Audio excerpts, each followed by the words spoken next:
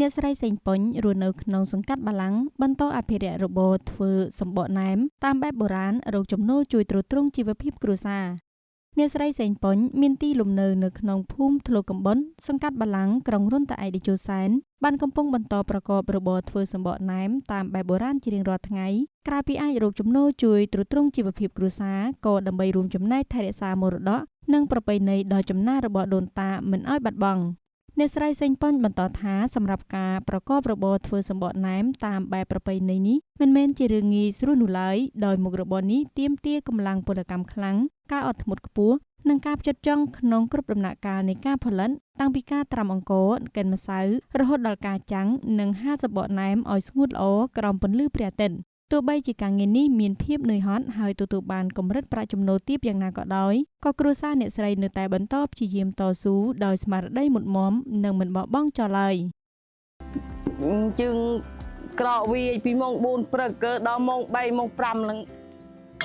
បោ6ពេលល្ងាចមកយើងរូអត់ភ្លេងក៏បានប្រហែលគេជា50ដុំប៉ុណ្ណោះឯងមួយដុំវាមាន40សន្លឹកតែការកដោយើងហាថ្ងៃនេះក៏ស្ងួតក៏យើងលក់ថ្ងៃនេះបើមានគេអ្នកទិញបើមួយយោគឺយើងវាពីថ្ងៃនេះហ្នឹងព្រឹកឡើងគេមួយយោបើយើងមួយក៏មួយយោបើយើងចង់ទៅលក់3ថ្ងៃទៅលក់ម្ដងបើយើងស្ងួតរត់ថ្ងៃអញ្ចឹងឯង